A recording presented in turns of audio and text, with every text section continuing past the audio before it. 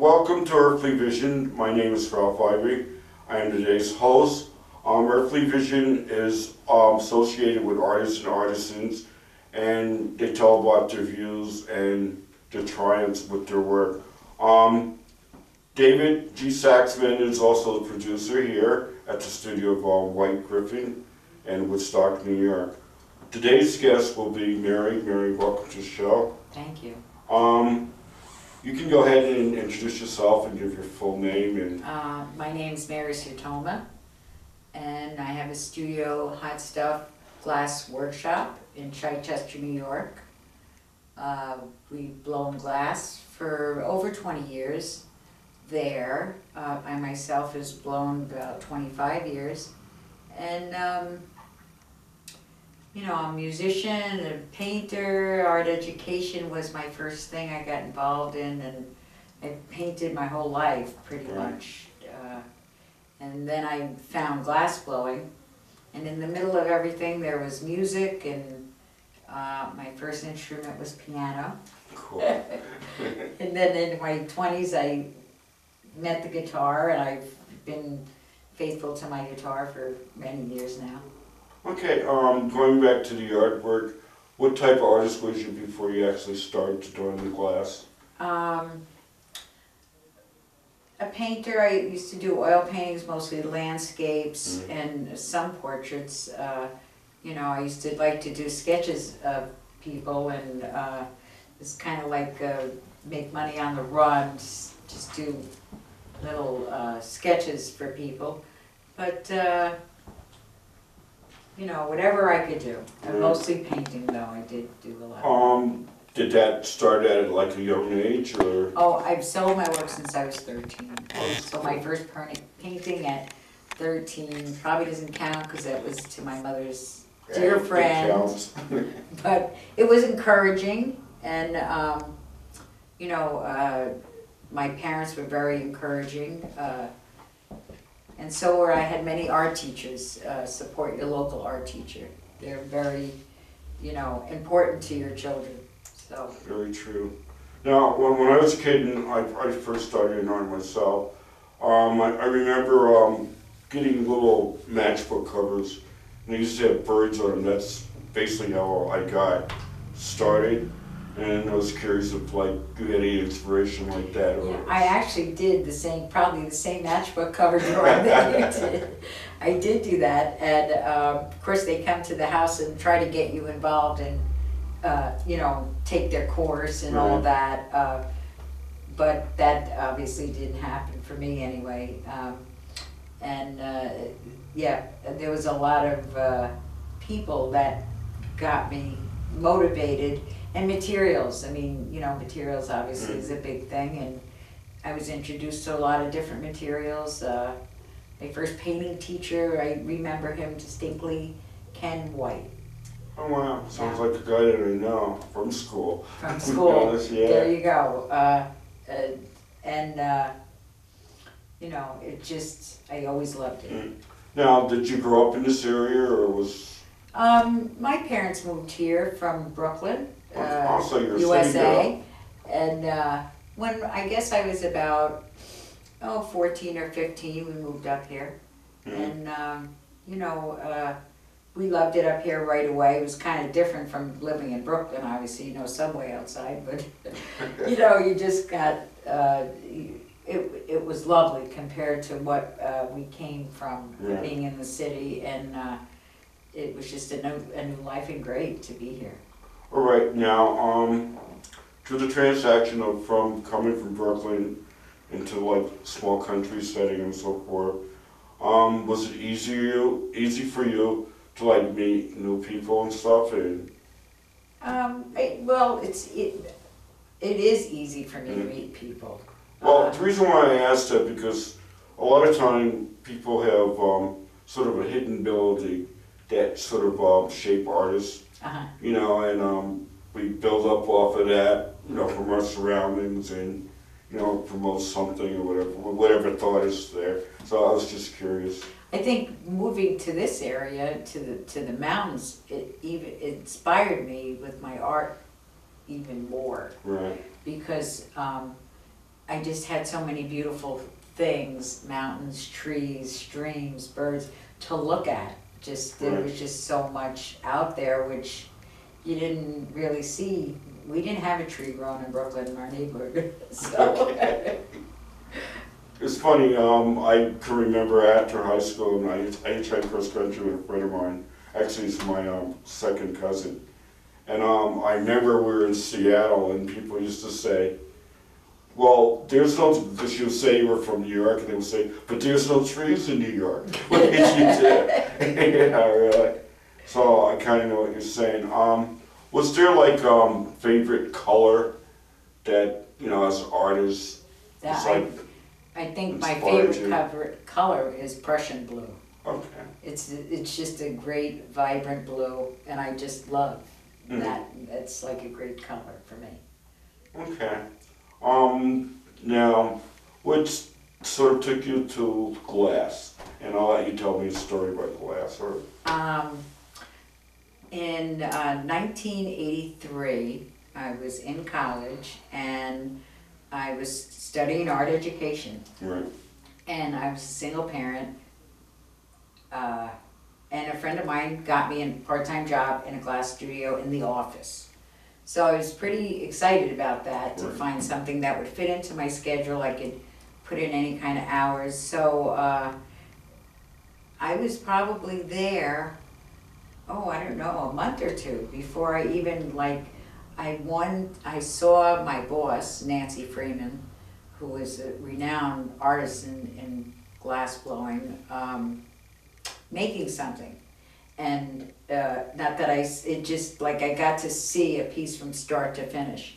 And it just amazed me in the whole process. And remember, I'm in the office, you know, writing out bills and maybe packing. And then after I started getting hooked, I started finishing, which is grinding and polishing and, you know, setting up orders before and getting shipped out and stuff. But and then to get hours in for glass blowing in the studio that I worked in, I had to go away to school. She said, well, if you go to school, I went to Penland School of Crafts in North Carolina, which is a great, if you've never been to, you know, North Carolina, go to Penland and just check it out. But I went there and I loved it. And you know, then once I got back to my job, I got hours instead of raises to blow glass. And I accepted that totally and was with her for like 7 years. Okay. From working with the glass in New York, so sort of like moving up, what sort of like inspired you to start singing? Well, singing, now I have to step back because singing, my father was a harmonica player and my older brother took singing lessons. And now, that was a time during the Andrews Sisters, and before that, my father always inspired for us three girls to become the next Andrews Sisters.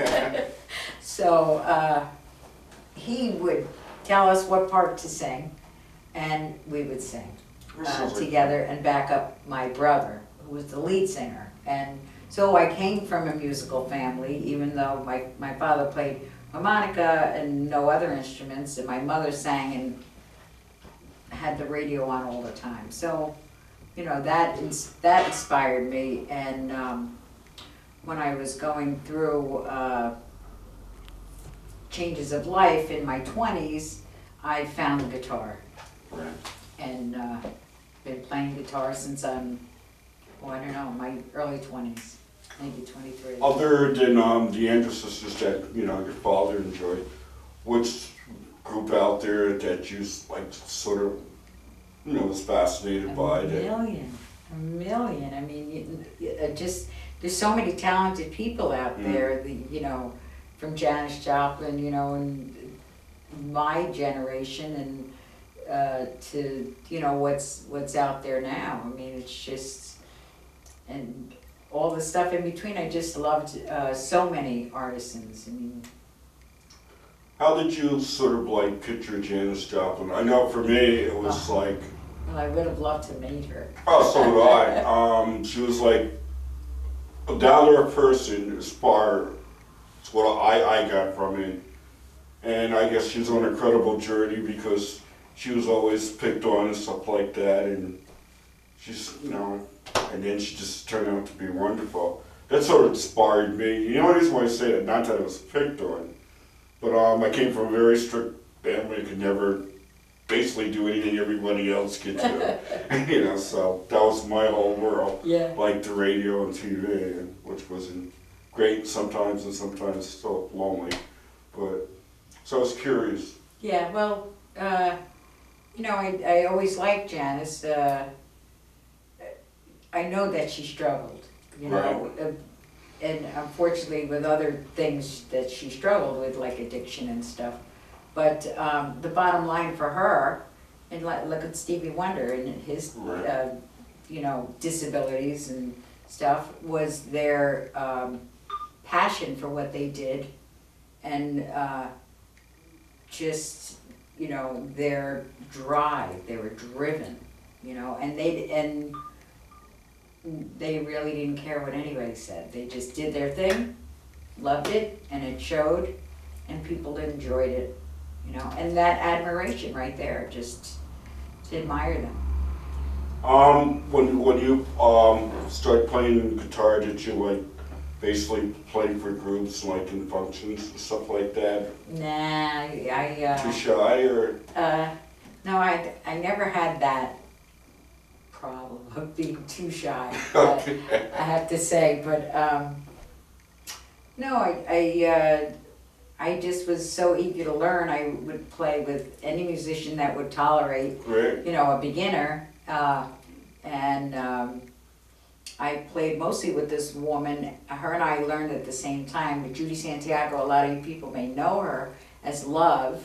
She was a regular Woodstock lady, and we both learned at the same time, and so we inspired each other and just kept playing and playing and playing, and then we were involved in groups, and we were known as the Marionettes, and we would just back people up all the time, in harmony so and stuff. back players. Yes. Did you guys write a song together, or? Well, yes, and I'll sing one that we did do together, which is Take Your Clothes Off. Okay. It's a fun song. How was that inspired? Was it just like a free? You know, it was, well, we would skinny dip all the time. Okay. We would skinny dip, and occasionally we would get caught, and the song is really about skinny dipping and getting caught, and just going back to the house and giggling one day of being caught by a policeman, and he just waved to us, and that was it. And we went on with our music, and nothing happened. But you know, it was just a funny little giggling song, and now we love it. Great. If you would like to play, I'd love to hear it. Oh, yeah. Sure. Oops.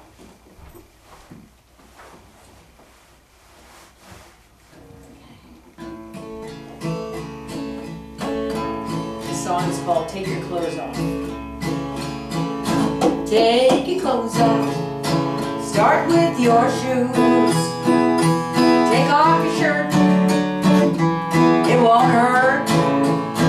Hey, drop your drawers and your undies too.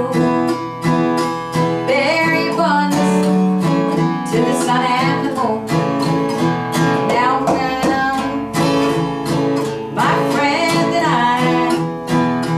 skinny dipping, no shame to hide. Our breasts are sagging, this tail wagging.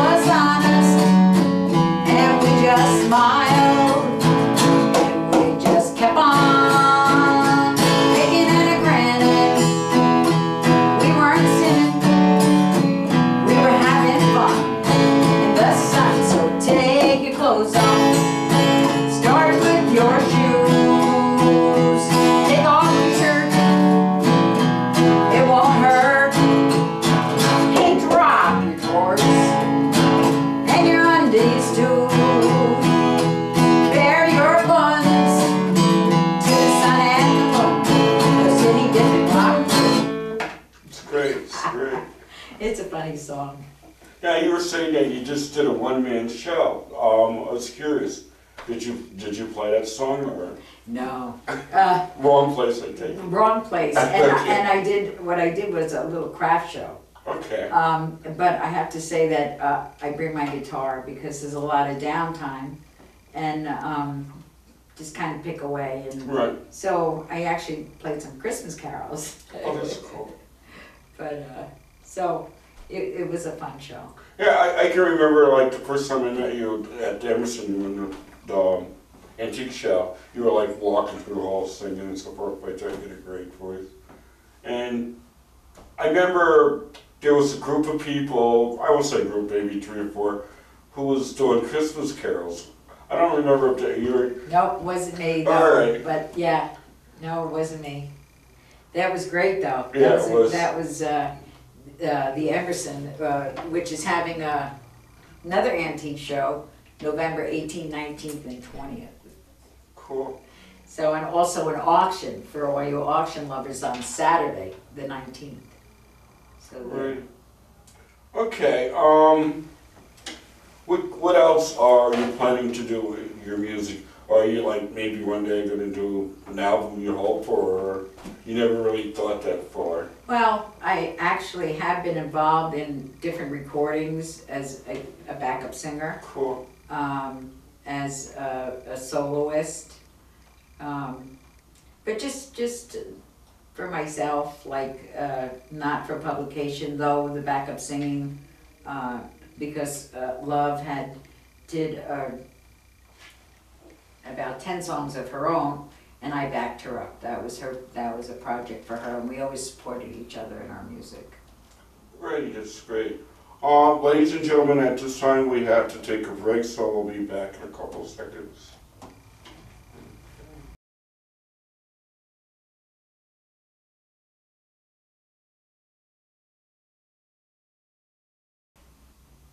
Welcome back, ladies and gentlemen. We're here with Mary today. She's a multi artist, songwriter and singer, as you can see. And she's going to tell us about some of her glass work. Go right ahead. This is a blown piece. It's called Tiger Eye. And this is a piece actually made by my husband and myself as his assistant. This is a matching perfume bottle that we would make mates because we like sets. Right. And he would make one thing and I would make another. So you'd have, if you ended up getting a set, it would you'd have one of each of our pieces. Right, that's cool. So that I always, it's pretty. I love those colors. Yeah, I love the brown. This is an etch piece. This is a piece I made, and I also did the etching. We've been involved in a lot of, Cuomo has a piece of our work, other people of, not to drop names, that have our stuff in this technique. Great. Of sandblasting with 220 aluminum oxide right out of a sandblasting box.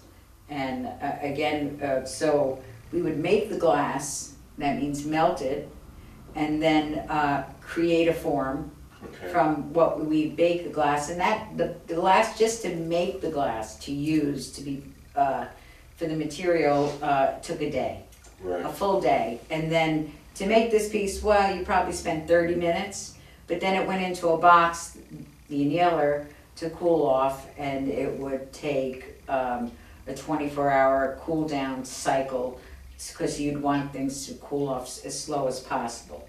Now, is etching hard to do?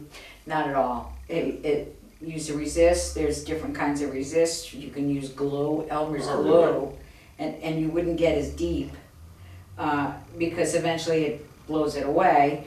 In this case, I used Buttercut tape, which is a 3M product, and it's a really thick tape, and it's the same material that they use on headstones. So you could really get deep with it, as deep as the piece would allow you to get for detail. and as much as you can cut, as detailed as you can get, and it didn't blow away, you know, you could do. Now, what color is that? It's like a cranberry? Yeah, this is a cranberry color with a square foot, you can see on the bottom, square foot, Right. and then this is pulled up as an extra detail in the piece. And all our work is signed and dated. In the case of anything etched, you'll find it in a leaf somewhere. Right. You'll find it on the piece somewhere, but you really gotta look and search for it. So, there. You know, once the economy changed, we changed. Yeah, And everybody's forced to. everybody's forced to. Now I do it's Mosaic Fusion. And this comes in all sizes. It's a small one. We do slumping as well. But this is a Mosaic Fusion. It's a tile, just a glass tile, and you cut all the pieces and create what you want. Again, here's my landscaping. I love landscapes. I could live outside probably forever. Never come in, but you know, this is fun stuff. I teach this actually in the studio. I was going to ask you, because I remember talking to you and you said there was like 2 classes or something you taught. Yeah. Could you tell the audience a little about I that? teach Mosaic Fusion, tile making. You can just make a small tile. I also teach jewelry that we do Mosaic Fusion. This right here, I mean, it's a little hard to see, but here's a piece of silver. Right. Of course, we do beading. You know, as I said, all kinds of stuff with the same material. If you would pick up that big white and black bowl, this is a fused piece to make the glass, because you have to make the sheet of glass in the way you may want it. In this case, it's a very simple design, nothing crazed. It's 3 layers thick. Then it's melted at 1450 degrees, 2-day cool down. And then I take and slump it over, in this case, an aluminum bowl that's been treated with shelf wash, and to make this bowl, which is a great, it could be used for cold stuff. You don't want to shock it, but you know, salads and stuff. And I don't know if you can see, it has these little downspouts for the bowl, for the utensils, and we try to give utensils, salad utensils for all of our bowls. They're kind of fun, and you know, they're wood, so that's a fun thing. It's a high-end piece. It takes a while, but you know, totals out to be 5 days in a box, you know. Now, would this be something you would teach in your class also? Yes, in a smaller version. I don't really, unless somebody wanted to do a big form, they could do a smaller form. Very good, very good. And then we do jewelry. It took me late to get involved in jewelry. And we make all kinds of dichroic jewelry. We also teach a dichroic glass class. And I teach a metal class now as well, which is sterling silver. I teach in copper. Why do I teach in copper? So people can afford it. Okay. You know, I mean, I don't know what the price of silver is right today, but it varies $30+ for silver. So it's easy to teach in copper. It's an inexpensive metal, not as bad as silver. Right. But you can make a fun piece of jewelry, and you get whatever you can do in copper, you can do in silver and gold and brass. All those metals you can combine, even if you wanted to make a piece in all those metals, and solder them all together. They're really all compatible in the process. This piece, and my chains of course are all mixed up and tangled up, as we were interviewed by the Catskill Life magazine, and this piece was featured in their spring issue. Oh, great. So, which was a terrific thing for us. But this piece is again sterling, and you see just the red piece of art glass.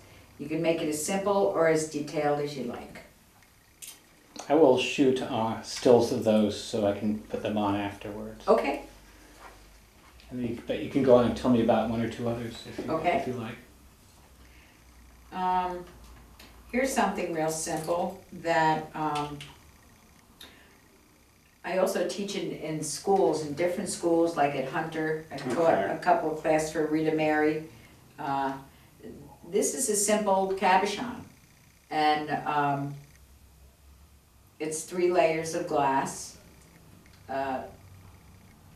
cut, and this class is really about cutting and design.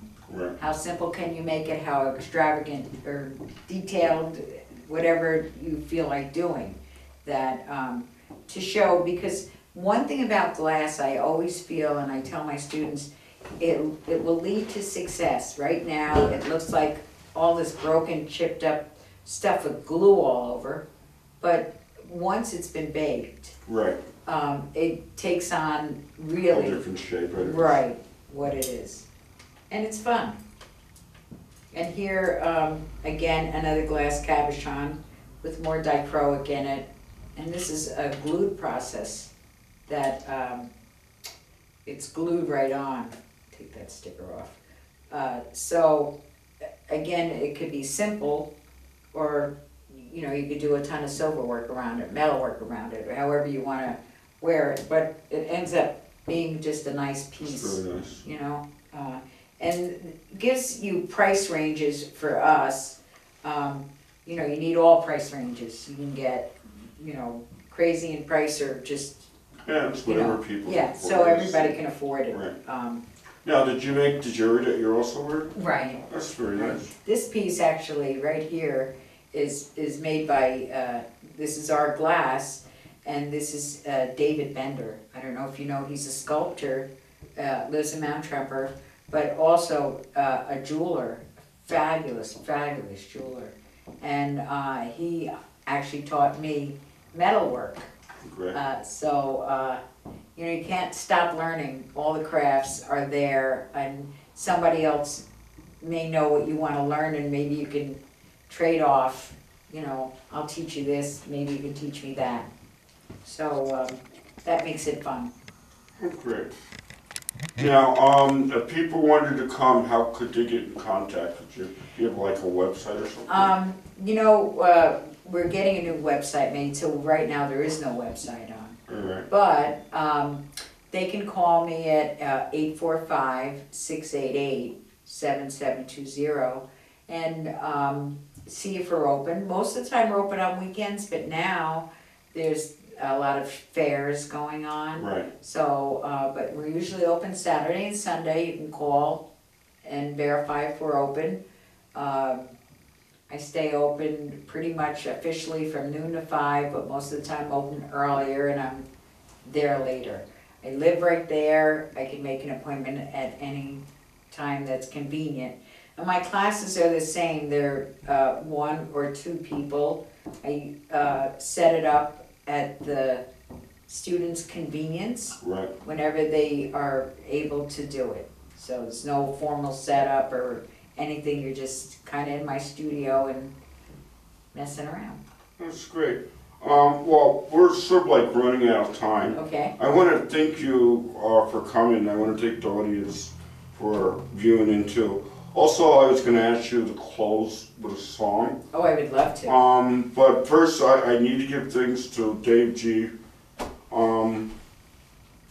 At the White Griffin Studio, and people should come on down and check out the store and everything. And I'll let you finish by closing. And again, thank you again for tuning in. This is a song that I wrote about Phoenicia. Now, it talks about people that either have passed, not everybody, but France, for example, she has passed. The Phoenicia Hotel doesn't exist.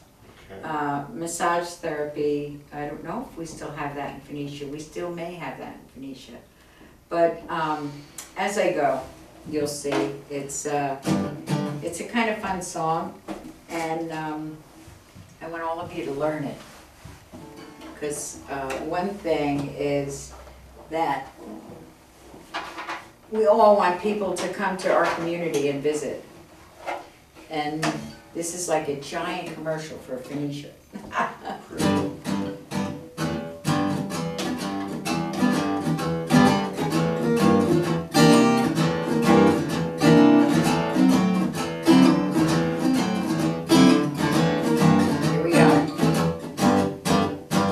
Welcome to Phoenicia. You're gonna feel right at home. It's a small town in the Catskills, amongst the cobblestone. Come and bring your family, go swimming in a stream. How about hiking up that tan bark trail? You can hear the angels sing.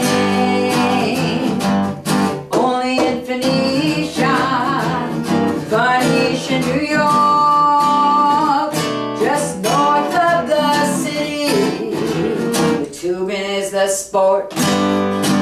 I say it's only in Phoenicia.